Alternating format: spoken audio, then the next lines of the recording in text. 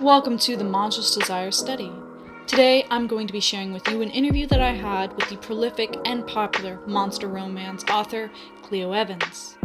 Clio is the author to such series like Creature Cafe, Doves and Demons, Warts and Claws Inc., and The Scoundrel and the Satyr King. So, without further ado, here is my interview with the lovely Clio Evans. Clio, thank you so much for joining me for this interview for the Monstrous Desire study. Clio, the first question off the bat that we're just going to jump right into is, in what ways do you find monstrosity to be a viable trope for exploring eroticism? Oh, there's so many different answers to that. When I Oh, was yeah. reading the questions, I was like, oh goodness, okay. But I mean, I feel like monsters in general can be erotic, right? You have horns and tails and tongues and different things like that, or tentacles. Mm-hmm. So I think that there's a whole bunch of different aspects that can be erotic about them. Mm-hmm. Um, that definitely contribute to that, especially like when you're writing a spicy scene. It can be very fun. Right. Um, so yeah, I think just there's a whole scope of different things that contribute to that for sure. Right. And what would be, I think, kind of like maybe what's your favorite example of your own books where like you were writing it and you thought to yourself, this fucks.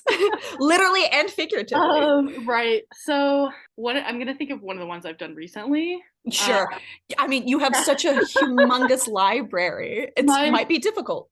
my it keeps growing, and so I'm like, which one should I choose from? But so in Doves and Demons, that's a steampunk why choose monster romance that's set in 1920s London. Hmm. One of the monsters is a demonic plague doctor, and there's a scene that he has like shadow tentacles type things Hmm. that he uses for one of the scenes, and he uses them to move her limbs, and he calls her his fuck puppet. And like the combination of having like shadow tentacles pulling like strings like you would with a puppet with like what's going on in the scene was very fun. That's probably one of my favorite scenes that I've written, for I sure. mean, that sounds extremely titillating. Yeah. Yeah, very fun, very hot. And so yeah, that's definitely like one of them. Trying to think of like I I have so many different scenes, it's hard to pick one. Do you have like any sort of favorite monster that you enjoy writing erotically because maybe it has so much to offer? I mean, I enjoy all of them. I think probably some of my favorite ones still to this day, and it has to do with some of the relationship dynamics too. But Hmm. in Little Piece of Sass and Creature Cafe with Al, Luna, and Quinn, Al is a werewolf. He's a lumberjack werewolf that wears glasses, and he's like a He's wonderful. a cutie. He's great, and he's hot, and he's daddy. He's great. Hmm. And then Luna is also super hot, but I think werewolves are great. When it Oh, comes they're to so much fun. so much fun. They're so much fun. So They're a where tried and true classic. yeah, it's still to this day. Like I've written Hmm. so many different monsters at this point, and I'm gonna like this year I'll write more monsters. But I love werewolves. I think they're great. I think that's where it started for a lot of people. Yes, monsters and werewolves. I just made a joke about this on my TikTok where I was like, they're gateway Yeah, monsters yeah, they are to like monster werewolves. fucking. Yes, vampires, werewolves. I feel like those two classics. That's how you get caught in. That's how you get and hooked. and they don't get old. I think there's something so incredible about the like evergreenness of those monsters. I agree. Yeah, You yeah. know, I was literally just rereading CM's book Run Rabbit Run last night, and I'm like, this is so good. This is an just I just think that we are in a renaissance right now with yourself included of monster romance authors, and it's so fun to see how all of you play with monstrosity. Yeah, like there's so many different things you can do.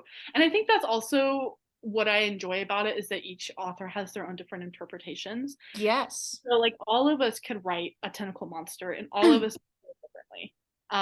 And I think that's really cool.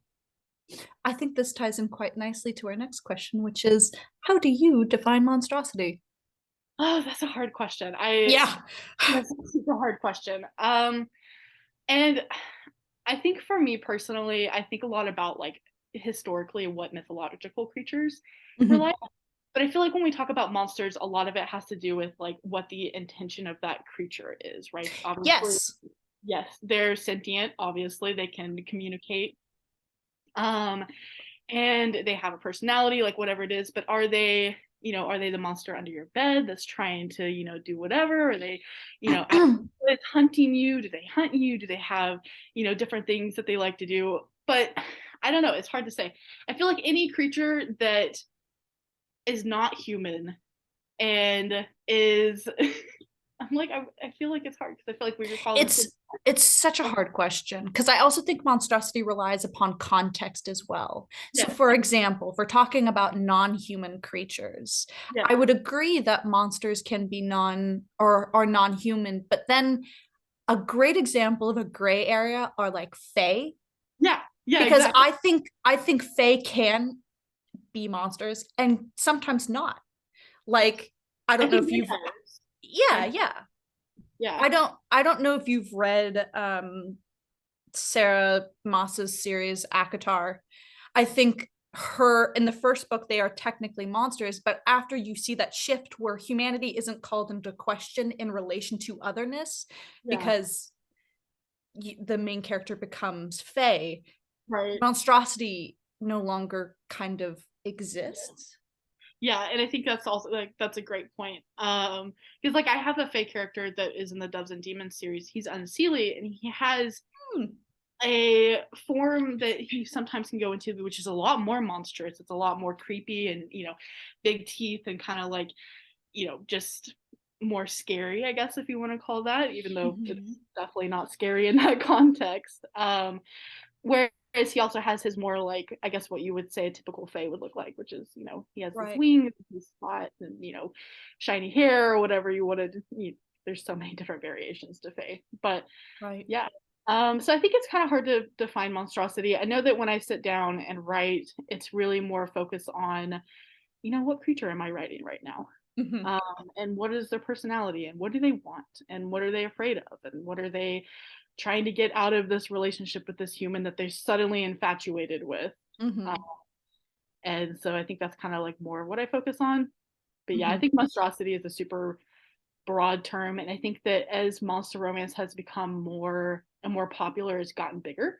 Mm-hmm. Because especially because I feel like vampires now kind of fall into that category, whereas I wouldn't necessarily have said 3 years ago that I would call a vampire romance a monster romance, but I have seen, vampire books being called monster romances, or even, some shifter books kind of fall under monster romance too, but they're Right. all shifter books. So it's kind of, Yeah, it's fascinating to me because when we think of a vampire on its own, outside of let's say the romance genre, we would deem it as a monster. right. But Yeah. for some reason, I think it is such a classic monster that we forget it's a Mhm. monster almost. It's so normalized, maybe, because I find myself also falling into that where, if I'm doing research on monster romance people and I'm collecting what is or isn't within the author's books, monster romances, sometimes I'd be like, oh, that's just a vampire book. I'm like, wait.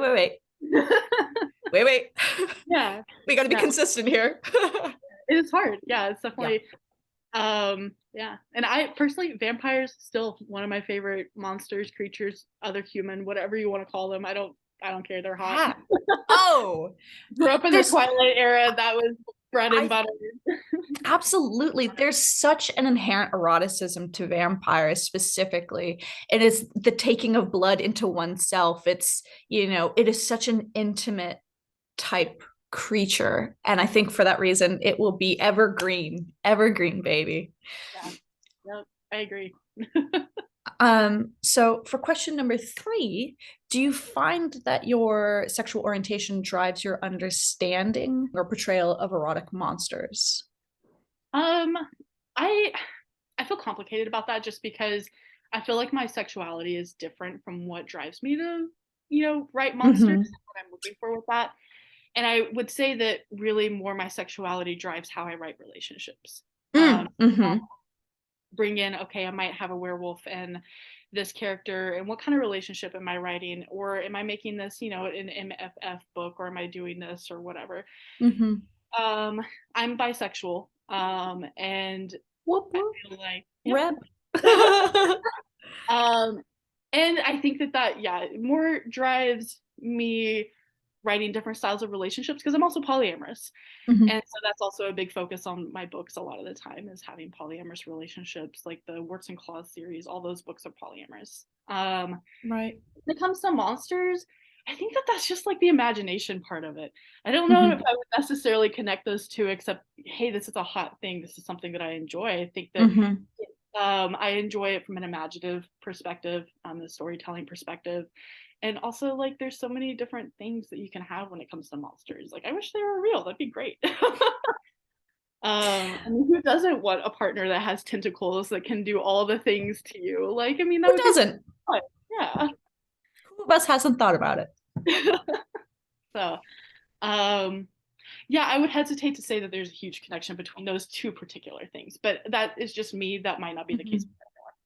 Well, I think monstrosity is a great vacuum onto which we can um, project ourselves onto. And I think that's been true forever. Monstrosity is kind of an other that doesn't quite have a shape because it takes on social anxieties, it takes on taboo, it takes on anything that seems to be troubling people. But I also think that in this era of monster romance, we're seeing monsters that aren't necessarily a threat, Mhm. less of a threat and more of an interesting domestication, I want to say.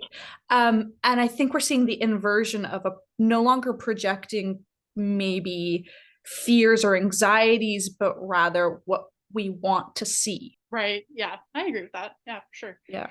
Because I think that monsters can be scary. And I Mhm. think that excitement of like, okay, this is a scary creature, but they love me. Or Yes, there's like, a wonderful threat. yeah, this badass scary person creature Mhm. loves me.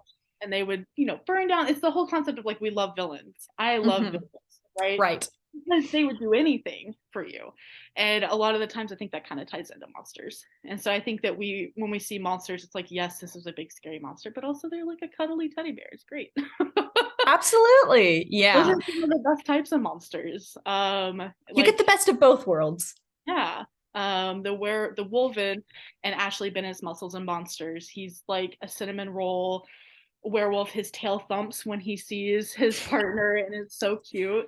And I think that when you get like cinnamon roll monsters like that, it's the best. Oh, or absolutely. or you get like your scary monsters. Like I also like writing dark romance, and so like with some of my Mhm. monsters and Doves and Demons, those guys are freaking awful at first. Like Right. they are monsters. They do bad stuff. They are very morally gray. Uh, Right. but they change and they grow as characters, and they would still do the bad things, but they also do anything for their partner. So Right. There's a nice crossover. There's something redeemable. yes, yeah, for sure. Right. Are there any boundaries within monstrosity that you personally won't cross, be it specific attributes or anything in particular? I can't really think of anything that comes to mind. Um, Everything is on the table. I will say that I do make sure that if I am writing a monster, I do research on them to kind of see like Oh, what their history has been, um, and different things like that. But aside from that, I can't really think of like any attributes or anything like that. I feel like I've written so many monsters at this point that it's hard to say. I'm like, yeah, like tentacles, sure, let's do that. I'm probably at some point this year gonna write a slime. unfazed. Yeah. And I'm like a slime monster. That's gonna be really weird and interesting, and it'll be fun. And I I have, can't wait to see it. yeah, it'll be interesting. And An that's where, obstacle. yeah, yeah. And Mhm. then I have another monster that's planned for a different anthology that's like a bug monster, and I haven't done that yet because Mhm. okay, I will say I'm weird about bugs, like in my personal life. So like where I live, I kind of live like outside of Austin, Texas, and so we get like scorpions and stuff like that. Oh, oh Yeah, no. and so like No. I don't like I don't like that. And I there was a Right. scorpion in the house like a couple weeks ago, And I was so squeamish. And I was talking to my friend about it. She's like, yeah, but there's that scorpion romance book by, I think, Yeah. Susan Trombley, if I remember correctly. Yes. Who wrote it? I think there's probably a couple other scorpion monster romances, but I think that's the one I'm thinking of. And I was like, oh, and meanwhile, I'm like, I have to catch this thing, and all you're talking to me about is scorpion romance. I can't do this. This could be your greatest book yet. You know, there's so much fear in the book from yourself projected onto this main character that you're like, I have to find a way to love this creature. Well, and that's developed into me being like, okay, well, I'm gonna write a praying mantis monster, and it'll Mm. whole reason for it, and I won't get into that because I don't want to spoil anything. But I'm very excited for that, even though that's definitely going to be pushing some personal boundaries in mine, just because I get weird about bugs. Bugs freak me out a little bit. So What is writing if not pushing your personal boundaries? yeah, absolutely. The monster romance genre possesses both characters and authors who come from all sorts of diverse backgrounds and identities. However, sapphic monster romance appears to be a minority within the genre, with MMF and MF taking the lead. As a queer author who writes sapphic monster romances, such as Not So Yours Truly, Not So Much Appreciated, and Little Taste of Need, as well as MMF and MF, what are your thoughts on this disparity? I think that's a disparity that reflects in other genres as well. Oh, Uh, absolutely. Yeah, yeah, yeah. yeah, yeah. And I hope to see more sapphic romances. I have more sapphic romances planned. Um, and I I hope that that continues to grow. I want to see more authors writing sapphic representation. I Right. want to do that for myself too. Just because like I think that one, we need more sapphic representation, but I want that. Right. Like I want that as a reader.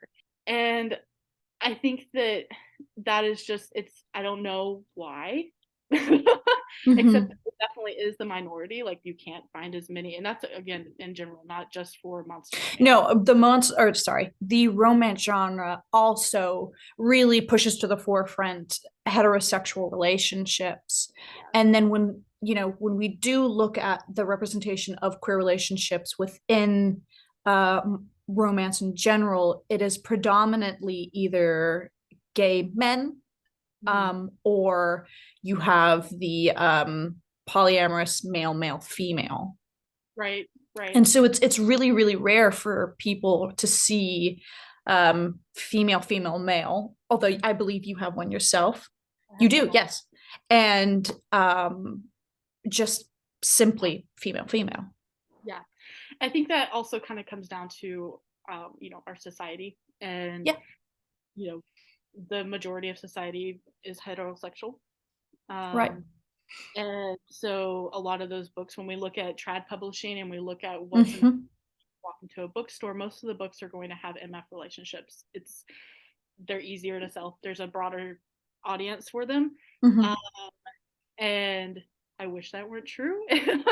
Mm-hmm. That's something that when I first started writing, I was like, I'm gonna write all types of relationships. That was a really big focus for me. And Yeah.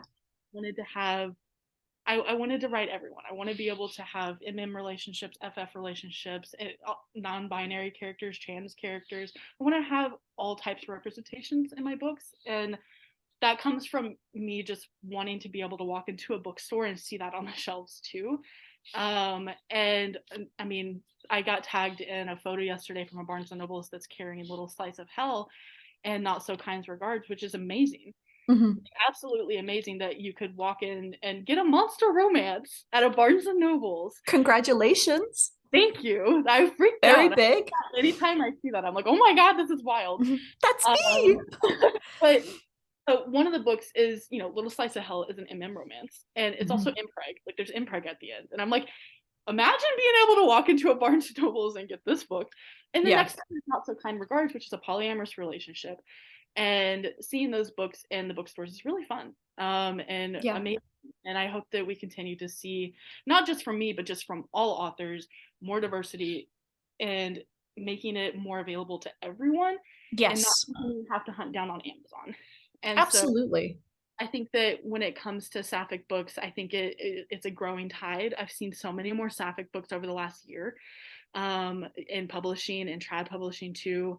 Mm-hmm. And I think that we'll continue to see more books, and I hope that, you know, eventually we get to a point where it's like you can walk into any bookstore and seek out the representation that you would like to read, and it's Mhm.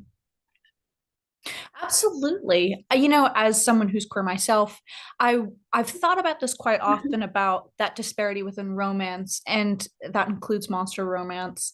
And I wonder if sapphic is something that is its content is not made to be widely consumable. And by that I mean that, like, you know, MMF and MF, and to some extent as well, MM is quite consumable, especially for a lot of heterosexual women. There's a big history of heterosexual women reading queer men erotica, or, you know, the polyamorous. There's quite a long history of that, but there's something not consumable about, you know, queer women or sapphics that just doesn't translate. And so, you know, I'm curious about how overcoming that within, you know, a broader audience, and, you know, how to approach that. It I think about it quite often. Yeah, then there's a lot of layers to it. Yeah. And I think that it also, you know, comes from, I'll talk about like my journey as realizing that I'm bisexual. Like there was a long period in my life where I was like, no, like I have friends that are queer. I'm like an ally to the community, but I'm not. And then it was like, okay, but I look at women the way that I would look at men, and also like Right. they're really hot, they're great, they're beautiful. Um, and I'd be like, okay, but like I'm not bisexual. And it took a while for me to undo the biases and to The bi struggle. yeah, to do my own work and to be like, I remember I was I was still with my current partner. I remember talking to him about it, and he was like, I thought you were bisexual when we met. And I was like, no. He's like, but you have the vibes. And I'm like, okay, but that's not, I get it, like they, but I don't know. And it took me a while. And I remember the night that I called him and I was like, yes, I'm definitely bisexual. And he was like, I told you. And I'm like, okay, but I'm telling you, and I'm freaking out because it's taking me so long to accept this part of myself, Yes. to undo a lot of the patriarchal bullshit that we get fed and be Yeah. comfortable with it and embrace that part of myself. And it's definitely a journey. And I think that a lot of people, a lot of women struggle with that. And I think that there's a lot of bi erasure Mm. struggle with too. And I think that it has become more normalized for us to look at MMF relationships or even FFM relationships because there's still a man involved. Yep. And versus sapphic only relationships. And I Right. think it's just going to take individuals working on themselves and becoming more comfortable with that. And it Mhm. takes, but I think that we have seen a really, really big influx. And especially through COVID, a lot of people have gone through self harm. Yes.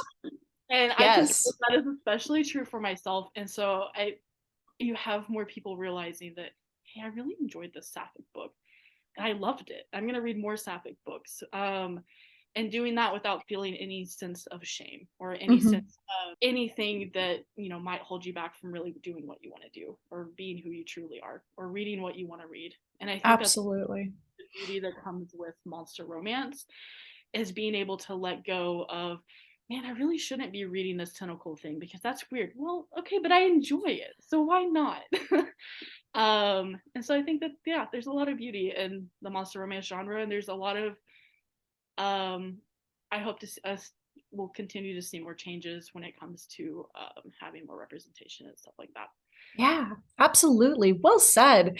I find that monstrosity for myself, a lot of this kicked off this research because I'm obsessed with the movie The Lighthouse, Oh and with Robert Pattinson yeah. and Willem Dafoe. And to me, I write about this on my blog. To me, it is a movie that is such an incredible look at fighting homosexual desire. And at this point, I was in a glass closet for about 5 years. It was like laughably glass see through. Right, right, right. And at that point, I was like, who am I That's the case kidding? for a Like, lot. who am I kidding?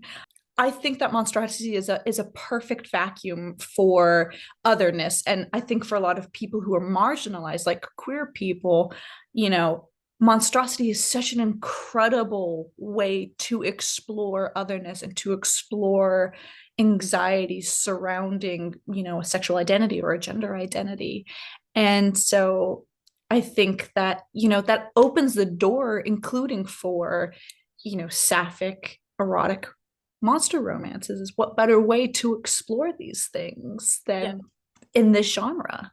And I think that that's also the wonderful thing about reading and having books that have representation is you get to explore those things in a safe manner. Yes. Right. Yes. Yeah. And that helps a lot of people. I know that helped me, like, Mhm. especially I'm also in the kink community, but part of the reason I was able to feel comfortable going into the kink community is because I started reading kinky books. Yeah. And I also luckily have a friend who has been in the community for a long time, and he was able to introduce me to a lot of amazing people. Mhm. But again, you know, a lot of that was like, you know, this is really great. You're reading a book and someone's getting spanked, and it's like, this is really fun. That can happen in Right. real life, Right. obviously, with negotiations and consent and everything. But Right. um, Fantasy is different than reality. well, and I do try to be very mindful about that in my books because I do have very kink heavy, um, a very kink heavy writing style, and Mhm. usually have to be Oh, very, absolutely. yeah. But yeah, like you sometimes you might read that and you'd be like, man, that doesn't just happen in books. Like you can definitely have those experiences in real life too. Um, Yeah, you touch on a great point about fantasy as well, about it being a safe place. And I wrote my dissertation on dark romance and categorizing it and the readership and asking them about, you know, what's the appeal and their opinions on patterns and interpretations. And overwhelmingly, the people spoke about how one of the biggest appeals was that it was a safe space. It was a safe space to explore. And I think I categorize monster romance under dark romance only because dark romance, in my opinion, is something with transgressive desire. And I yeah. think, in my opinion, and I know this is something that people either agree or disagree with, because categorization is so difficult. It's It's so hard. impossible. Yeah. Even the romance genre, while I was writing my dissertation, all these authors are like, no, I categorize romance as this, and I categorize erotica as this. It's And beside the everyone has point. a different opinion. I feel like Everyone everyone has a different opinion. Yeah. But I find that monster romance, you know, it is transgressive. And maybe you and I don't feel that because of being a part of the community. You forget that there are yeah, other you people forget. who look in on the community and they're like, wait, you're reading a book about a kraken fucking a Yeah. human. And you're like, yeah, what about it? Yeah, sometimes I get wild comments on some of my TikToks and I'm like, yeah, you're in the wrong area, my friend. Either Sorry, you get it's with just the like my program. Tuesday. Yeah. Like I'm drinking coffee writing this stuff. This is a normal day for me. Um, I definitely forget because there are times that when I'm talking to someone new and you know, real life, whether I'm talking to a new friend or something like that, I'm like, yeah, like I Right. write, you know, monster romance. And um you get very fun conversations when you bring up monster Oh, romance because you get a variety of different reactions. There's so you many different things that you people can see like the shock and the alarm in their eyes, but they're trying to be cool about it. They're like, oh. yeah. And you're like, yeah. Yeah, you're like very excited about it too. We're like, yeah, you coming should also read it. Join us. coming from two different like Yeah. places, two different sides of a spectrum. Yep. You're like, come to the dark side. I think that it is okay. So the also the fun thing about monster romance is like there's so many monster romance readers now. I went to a hypnosis convention, a hypnotic kink convention. And Wow. it was very fun, Yeah. very informative. But I happened to run into someone that had read my books while I was Mhm. there. And that was a wild experience and amazing. But like it has become very like a lot more mainstream and it's very cool. But yeah, I Oh think yeah. You know, I think especially it was quarantine, you know, and I jumped on the monster romance during quarantine as well, you know, where I had originally, I think my toe dip into it was reading Ruby Dixon. And, you know, even that to like someone who hadn't quite made the plunge, I was like, oh, aliens. And they yeah. have wow, okay, we're doing Yeah, this. this is very interesting. And then jumping into the deep end was reading Morning Glory Milking Farm, and it was phenomenal, so well written, and Yeah. you don't look back once you take the plunge. No, you don't. You really don't. I can say for me that I've always enjoyed like, werewolves, Mhm. vampires, different things like that. And for me with my writing, I ended up like Creature Cafe was came out of a really interesting space. I was in a very interesting space when I first started writing it because I was definitely like questioning who I was as a person and what I was into Mhm. and figuring out those things. But I lost a family member that was very like I was very close to growing up and I had a week of like just grief, but I needed a way to cope. And so I Mhm. was like, I'm gonna write whatever I want. I don't care what it is. It's going to come out. I'm going to spend the next like, week, 2 weeks, and I'm gonna give myself some space to heal. But also legitimately writing has always been that for me. It's my Mhm. I love writing so much. I always will.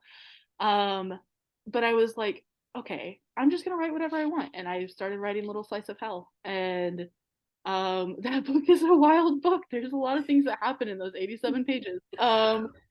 But it really changed my life. It has legitimately changed my life, and it opened up a whole bunch of doors to me as a person. And like, and for me in my development too as a person, I feel like not just when you talk about how now I'm able to do this full time and stuff like that, but me as an Right. individual, it Right. opened up. And so yeah, I think that yeah, that's cool.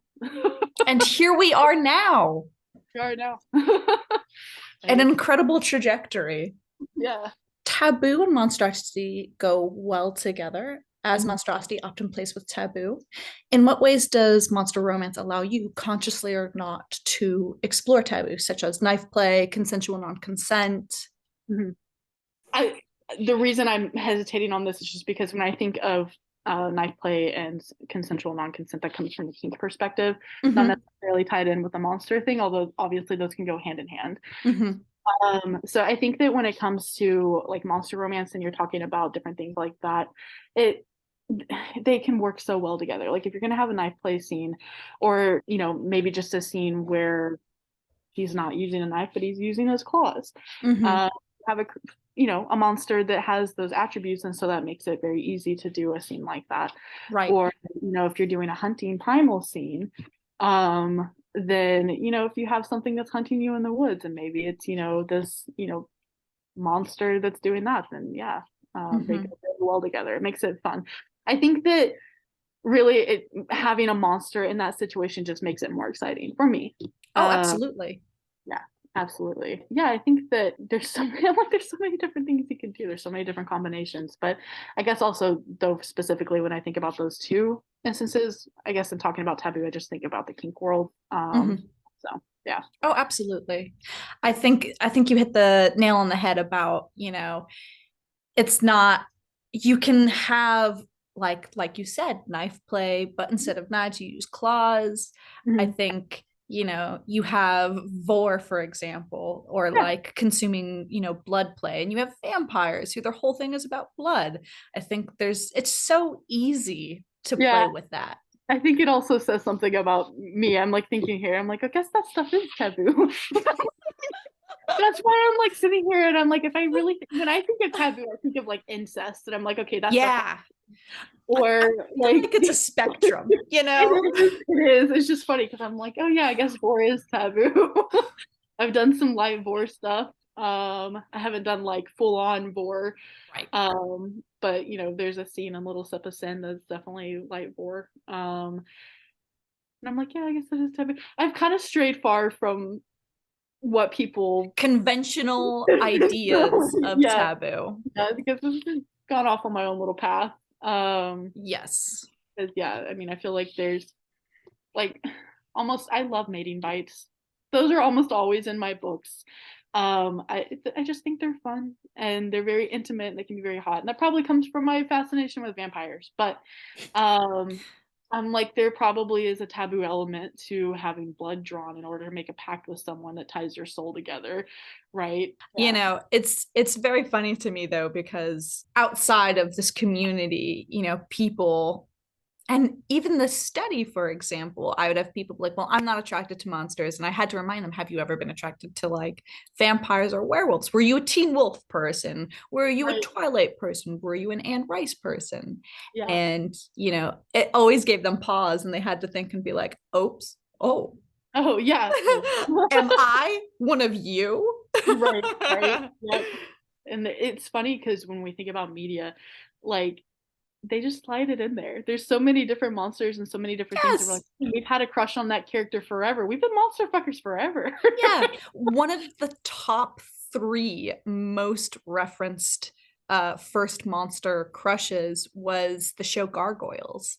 It was Yep. referenced, I want to say, 106 times. Yep. And there's nothing inherently erotic about Gargoyles. It's obviously it's a cartoon, it's a kid's Yeah. show, but people were like, this right here. It's Yeah. this. You've got a buff stone gargoyle man that has wings. Like that's Demona, you yeah. know, the lady gargoyle. People went crazy for her as well. Yeah. So it's always about context, apparently.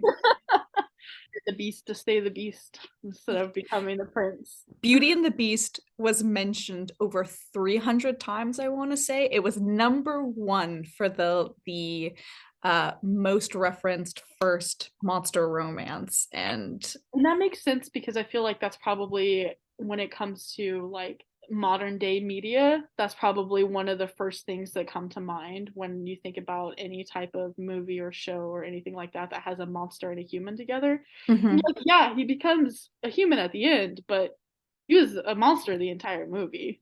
I also think they set us up for failure because it's not that I'm wildly attracted to Beast. He wasn't Right. quite a person for me that I remember. Yeah. But they made him ugly as a human and they set us up for failure. They were like, come on, man, why does he look like that? Someone was on the monster fucker agenda. So there was a monster fucker in the like animators team, and they They're were like, like, I've got plans. this is a tragedy that he turns into a human, and I'm gonna have the last laugh. Yes. I'm gonna be I shaping wish that was true. psyches for the rest of time. Yes. But also like the Twilight craze. Like that was definitely a thing. A Yeah. huge, huge thing. Like I remember being in junior high and I had a friend who was obsessed. Mhm. Obsessed. And her entire wall was covered in posters from the movie. Like when I mean covered, I mean like the ceiling was covered and her wall was covered. Like Not a not square inch of paint. not a square inch of all pictures of whether it was Jacob or it was Edward or it was just like different things from magazines or cut Right, out. I was right. just like, I remember going over to her place and being like, damn, what the A fuck? fanatic. Yeah. Twilight, I think, was number 2. So it goes Beauty and the Beast, Twilight, and Gargoyles, if I remember correctly. Yep. So that sense. tracks. Yeah, it does. There you go. Were you Team Edward or were you Team Jacob? So it's really funny. My Twilight trajectory is quite curious. I was not into it as a teenager or as a kid. I read them and I was like, not really a fan. Yeah. And then during quarantine, the Twilight Renaissance occurred, and I became like obsessed. I became obsessed. It's camp, it's hilarious, it's Yep. absurd.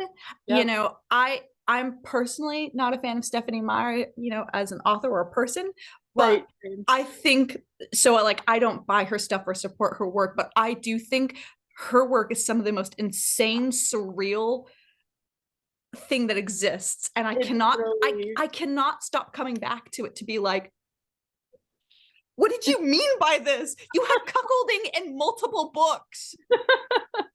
Yeah. Teenagers. Yeah. I think I was more of an Anne Rice person. I was a weird kid. I had the Anne Rice, the Interview with a Vampire trilogy in middle school. Pretty good. Loved the movie, and also obsessed with the TV series that just recently came out. Highly recommend. I really want to watch it. I haven't watched it yet. I've seen snippets from it. It sounds amazing. Really great. Yeah, it's on my list. I have like I feel like a never If you like messy homosexuals, That's the one for you. It's definitely on my list. But I actually never read those books, and I need to, I feel like, because so many people have read them, and I know like they're amazing, but I just haven't read Anne Rice much. So Anne Rice is the like queen of monster fucking. She Yeah. is. Yeah. Yeah. Yeah. We wouldn't be here without Miss Anne. Yeah. Moving on to the next question. Who was your first monster crush? Actually, that worked out nicely. Yeah, that worked out nicely. I'd probably say the Beast. I wanted to be Belle. Like growing up, that was my favorite princess. If you asked me what Disney princess I wanted to be, it was always Belle because she liked to read, and I wanted to be away in my books. So yeah, I was like the idea of like getting a library from this beast that lives in a castle, and I get to just like live here. That'd be fantastic, amazing. Sure, so. He's imprisoning me. Small details. I have a library to myself. We can forget about those. Yeah. Whatever. We'll work through that. Nobody's perfect. Yeah, nobody's perfect. Who are the authors, or who are some of the authors right now who you think are producing some really exciting or new monster romances?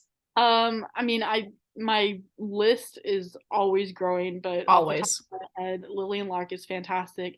Catherine Moon, absolutely amazing. I love anything that she writes. Opal Rain, I love Opal. Ashley Bennett, Beatrix Hollow, Vera Valentine. Vera Valentine has some really interesting books if you want to get into kind of the weird side. Just things. So she has a book, it's a novella called Squeak, and they're animal balloon shifters. Like, it's very interesting. If you want to try something different. Yeah, talk about different. But yeah, who else? Like, there's so many people. Oh my goodness. Like, and I'm also thinking about my friend group. I'm so amazing. Like, I have so many cool friends that write amazing stuff. But yeah, off the top of my head, that's a lot of the people. Tiffany Roberts, amazing if you're getting an alien romance, fantastic. Yeah, the list. There's so many talented people. I'm forgetting a whole slew of them. It's insane. Like but they're all amazing. If I didn't mention you, I still love you. And you're very talented. It's hard to keep things in your head when you're asked. It's kind of like the question of like, what's your favorite book? And you're like, I've never read a book in my life. Well, Clio, thank you so much for giving me so much of your time and energy for this interview. I really appreciate it. And thank you, thank you, thank you. You're welcome. Thank you for having me. I think this is awesome. Thank you. All the details and all that stuff.